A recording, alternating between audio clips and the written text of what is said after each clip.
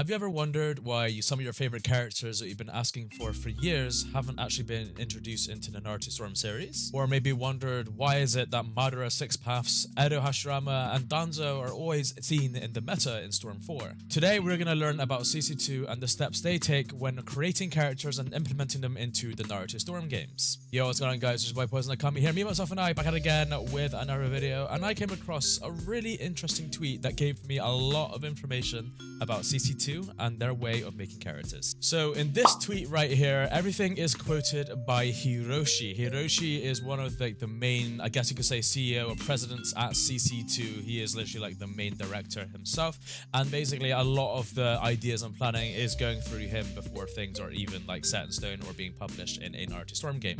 Basically, this tweet actually just explains very in-depth about how they implement characters in Storm and how they actually need approval from sources like Shueisha and even Kishimoto himself. Those of you who don't know, Masashi Kishimoto is the one who created Naruto. Not only that, but they also considered esports when making strong characters like Madara to make him not too OP so that a character like Ino could have a chance of beating him. This is literally quoted from the tweet itself. So what I'm going to do is I'm going to read from the tweet and then I'm going to give my sort of reaction to it and look more of like a further explanation to make everything make sense. And hopefully this teaches us all about how and why characters are made the way that they are in Naruto Storm. So the rest is quoted by Hiroshi saying, okay, so in the following, I want to talk about unfair game conditions. A lot of these games feature characters that are based on a manga or anime that have a lot of characters with many fans. The main question is, how are we going to fairly implement these characters with the next game? When it comes to Naruto, we know that Naruto and Sasuke are characters that are guaranteed to make the roster, but how about we look at characters that infrequently make the roster? There could be reasons such as why they don't make the roster, as regardless of popularity, said characters may not have battle scenes in the manga and anime. Let's take a look at Yamanaka Ino.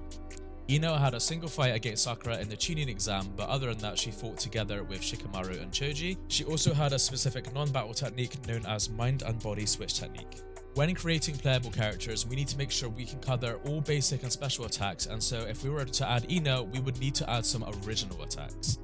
So that's actually a very interesting point as to how they make characters, is actually adding original attacks. So as they stated, characters like Ino isn't often seen fighting by herself. She's often seen fighting within her team, usually with Shikamaru or Choji, or even in that one third episode, she was paired up with Sakura and Choji, and thus, depending on who Ino is fighting alongside, she would change up her tactics accordingly. But there isn't really a lot of material there to make a moveset for Ino. You gotta think, Ino's moveset was first created in Naruto Storm 2 back in like 2009, 2010.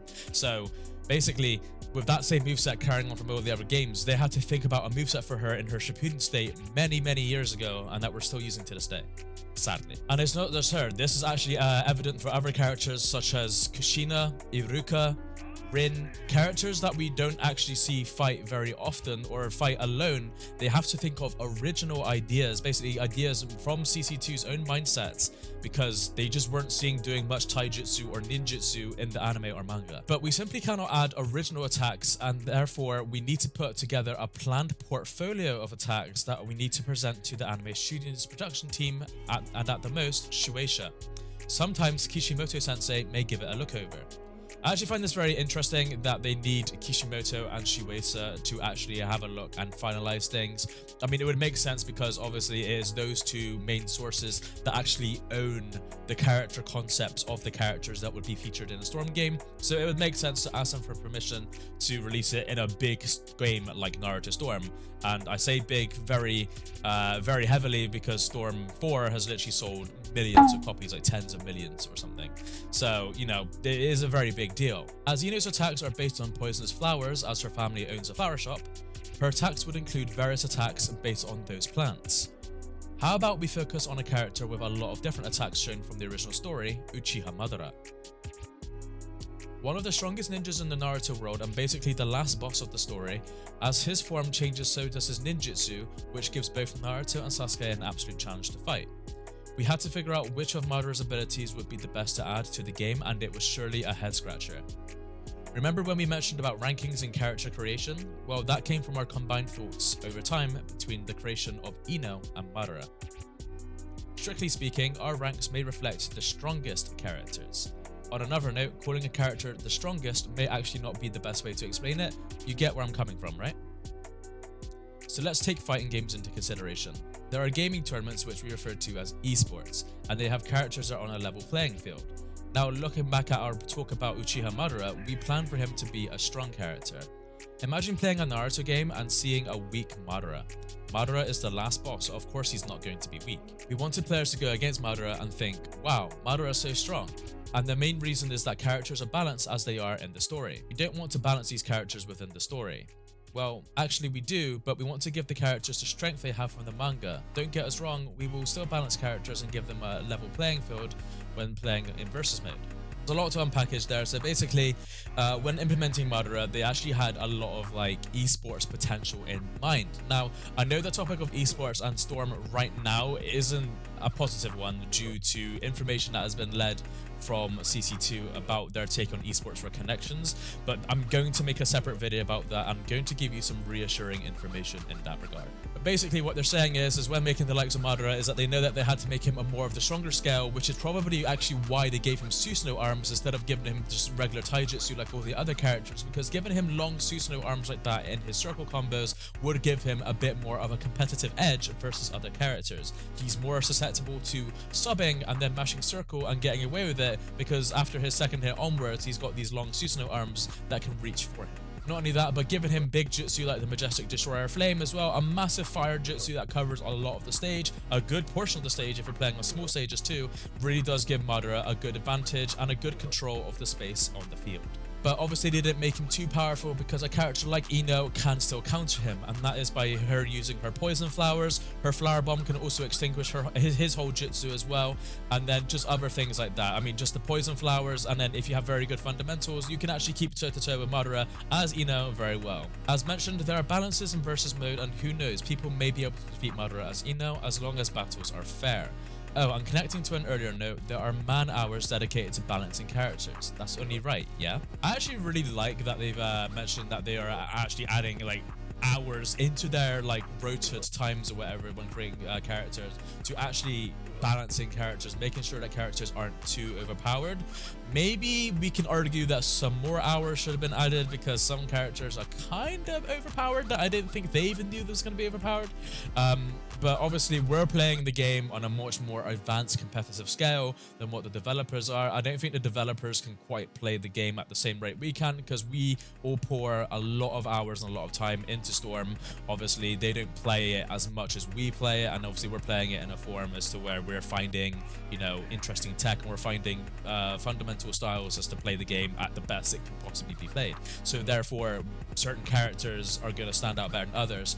I'm pretty sure CC2 didn't quite imagine that the likes of PTS Gaara would be fighting toe-to-toe with the likes of Edo Hashirama and Sage of Six Paths Madara. Yes, PTS Gaara was a threat in Part 1 Naruto, but was he a threat enough to be fighting against one of the gods of all shinobi?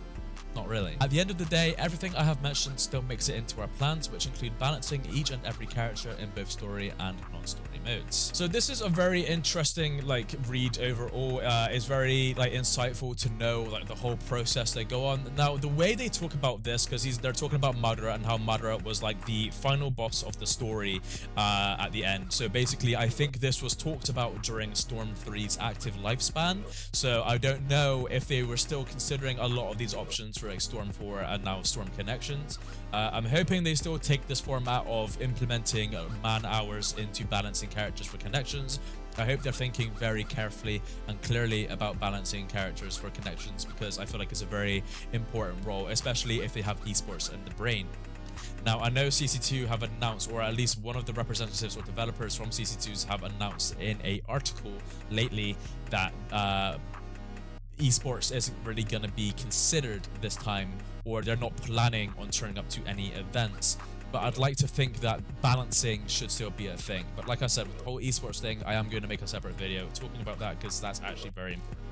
But yes, now we know the whole process on what it takes when a character is made is that they have to sometimes think of their own original ideas. And when they think of these own original ideas, or even just a concept of a character, when they literally say, hey, we want to bring Iruka or Rin as a playable character, let's hit up Kishimoto or Shueisha and see what they say. But before they hit up Kishimoto and Shueisha, what they do is that they actually create the character, they show some base combos or whatever, some moveset ideas, and then they actually have to send it to Shueisha or Kishimoto and say, hey, this is our idea, can you approve this please? and then if they give it the green light, then the character then gets added into the game, and I'm sure then that's when CC2 then put in the man hours to balance the character, see how they go against other characters, how they react versus other characters in terms of like jutsus, combos, you know, subbing combos and things like that. And then that's when they added like stuns for infinites and things like that, and just little funny quirks or interesting grabs, and see what can strike back, what can't strike back. You know, all the variables as to what can make the character good or average. I'm not gonna lie, when I played at Hyper Japan, it did feel like that no character was overbearingly more overpowered than the others. Obviously, I gravitated more towards the likes of Jigen and Indra and the Boruto, because those three I feel were more powerful in the build that I was playing. But not only that, but they could also get bested by the likes of Ashura, Hinata, and Tail Beast from Naruto, older Naruto characters that have been in there since Storm 2 and Storm 3. So it seems that they still have a lot of balancing in mind, but I think they are actually challenging themselves this time, because with the whole second jutsu thing, some characters are now getting more powerful second jutsu, like Tail Beast from Naruto, for example, and that is going to be overwhelmingly powerful in some situations of the fight. So I feel like not only are they still following this good fundamental where they're actually balancing characters, and like I said, in my opinion, the connections right now, I can't really speak for the Kara members, but I can speak for Jigen, Ashura, you know, Kawaki, and Indra. I feel like they've all been implemented into the game and not too overpowered. The combos aren't too like overbearing and have too much priority, and their jutsus are all reasonable, except Indra's. He can just escape anything. Let me know what you guys think down in the comment section below about what you think about all of this. Do you think it is a good way to implement characters? Does this actually answer some questions about why Anko's never been playable or Shizune's never been playable? Obviously, it's not an excuse for him to not be playable. I would love for those characters. I really want to play as Kurenai and Shizune and Anko, all really good characters, and the likes of Chojuro as well. That would be really cool. Hopefully CC2 will consider making them playable in the future. But yeah, let me know in the comment section what you think of it all. Have you learned something new today? Will this actually ease your mind a little bit when going into connections and thinking about future characters? And does this make sense for the characters that have already been implemented, i.e. the likes of Kushina and Rin with their very basic looking movesets? As always, it's been your boy Poison Akami. Janet.